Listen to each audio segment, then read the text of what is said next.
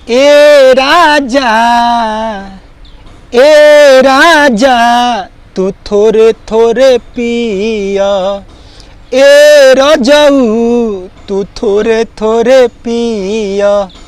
कोरी बारह राजा चोरहल माथे का राजा, कोरी बारह राजा चोरहल माथे का राजा। अभियो से मुँह अपन सिया, ए रजऊ तू थोरे थोरे पिया, ए राजा तू थोरे थोरे पिया।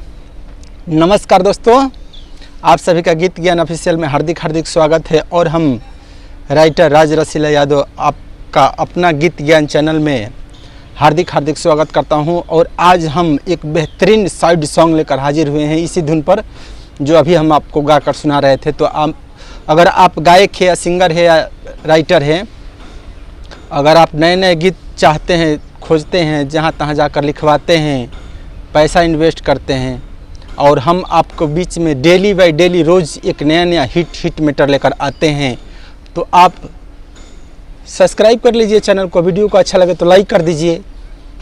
सब्सक्राइब करने में और लाइक करने में कोई पैसा नहीं लगता है, तो आपको फ्री में इसका फ़ायदा उठाना हो तो सब्सक्राइब कीजिए और लाइक कीजिए।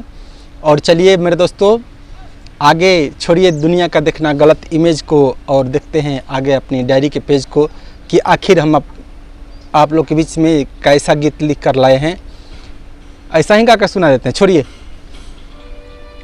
गम का गीत है, लिख कर तो रखे हैं, लेकिन अब डायरी दिखाएंगे तो अच्छा नहीं लगेगा, गा कर बता देते हैं कि कैसा है। अगर आप डायरी पर नोट कर सकते हैं उसको।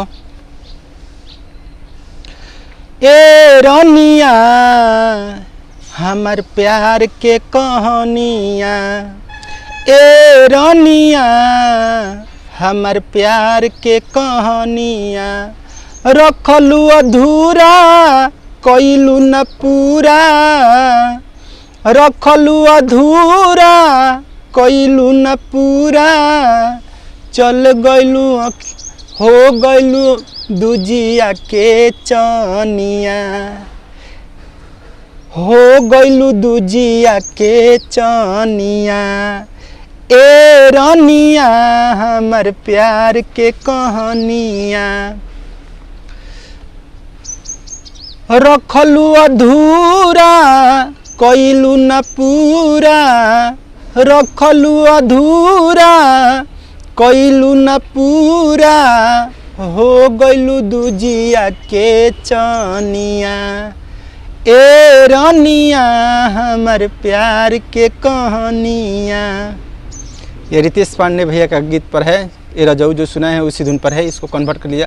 और आप लोग कमेंट करेंगे तो इसका फुल अंतरा भी हम लिख कर बहुत जल्द लाएंगे। तो चलिए, दिन हुई है तो रात भी होगी, छाई है घाटा तो बरसात भी होगी। और आप चैनल को सब्सक्राइब कर लेंगे तो फिर कल आपसे अगले वीडियो में एक बार मुलाकात भी होगी। तब तक के लिए जय हिंद, नमस्कार।